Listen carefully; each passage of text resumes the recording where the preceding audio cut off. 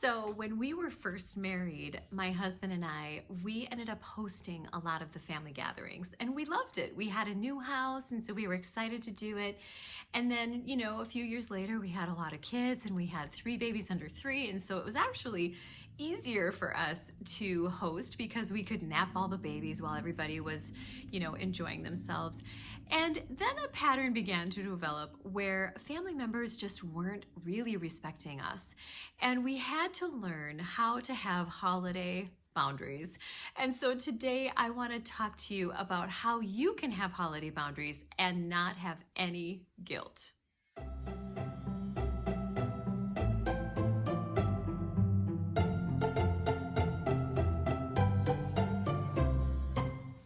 Well, hi there. My name is Dawn. I'm a licensed therapist, a homeschooling mom, and most of all, a Jesus lover. And I'm here today to inspire you to draw closer to God and your family. If you are hosting a holiday, you are especially at the top of my list because it's so important to know what your own limits are when you're hosting and to be able to communicate directly about what you need. And so let's start by just getting in touch with what is it that you need when you are hosting a holiday. And for me, I definitely need help. Do you ever feel like you need help? I have a feeling there's a lot of ladies out there who are very giving and they tend to take it all on. You probably enjoy doing a lot of these things too, but I'm here to let you know that sometimes when we take it all on, not only does it cause a lot of stress, but we're denying people the opportunity to really contribute to something meaningful. So the first tip that I have to keep your holiday sanity is truly to decide, what can I delegate? If you are hosting, or even if you're not, this is really about what can I let go of this holiday season. I also want to encourage you to think through, if you are hosting, what time do you need everybody to leave? I know this sounds ridiculous, but because of certain family members that weren't respecting our limits and our boundaries, we had to actually create an ending time for a lot of our holiday gatherings. And so I would clearly communicate that on the invitation. And then unfortunately, over the pattern of years, they would just ignore it. And so eventually what we ended up having to do was a very direct, and I will admit it, pretty uncomfortable conversation with the family to say, our kids are little. We need everybody to be gone by a certain time, and it's really not happening, and we feel disrespected. I have a success story. Everybody actually responded and they were very apologetic.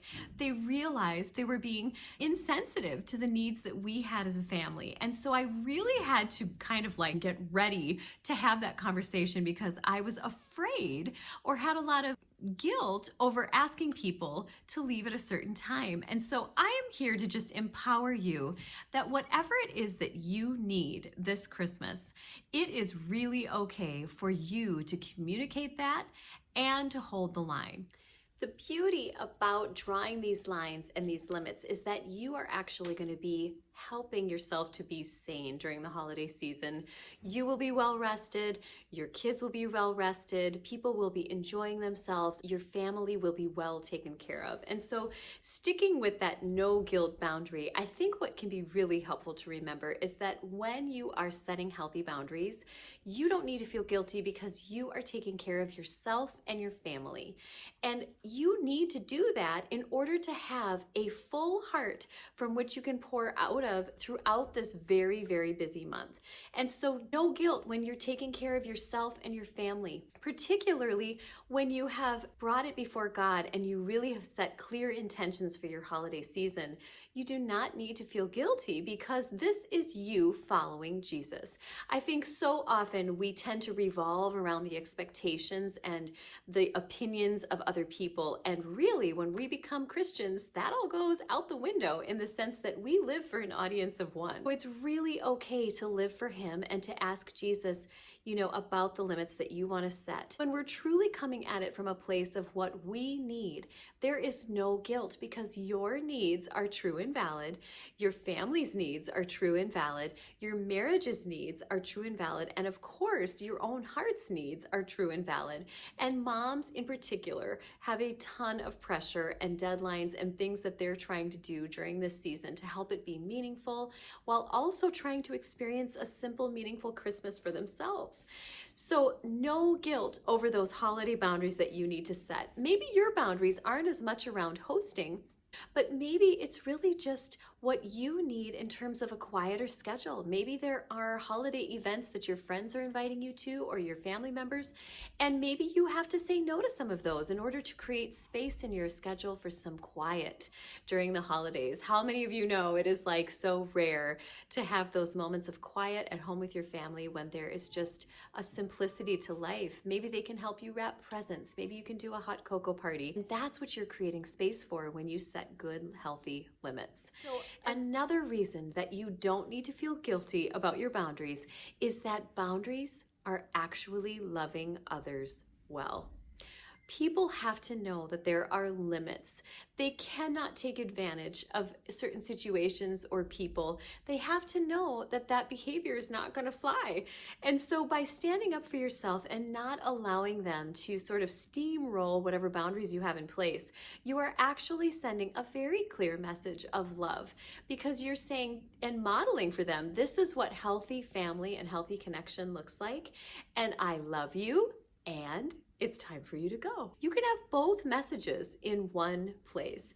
And while we don't do boundaries to change other people, we can imagine that it does have the effect of helping them to recognize that other people have needs too.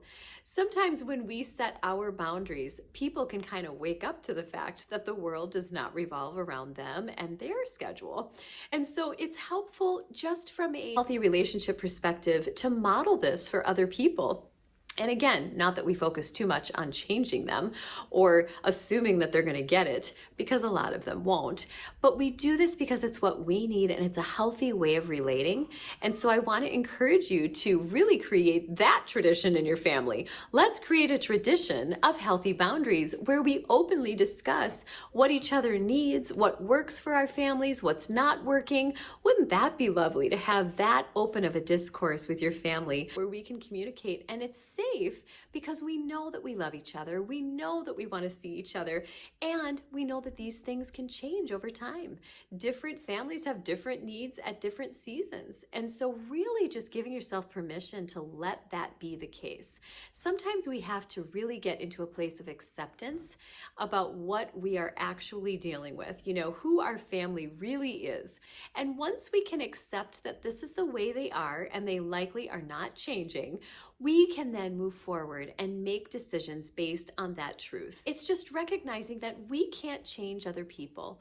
We can't control their behavior. All that we can do is simply react to it in the sense of a proactive boundary. So I just encourage you today to really think through what it is that you and your own heart, as well as your marriage and your family, need as you head into the holidays. And then think through the common pitfalls with your boundaries and the different ways that your family members might challenge that, or other people in your circle. And then I know that you're going to have great success, great peace, great joy this holiday season.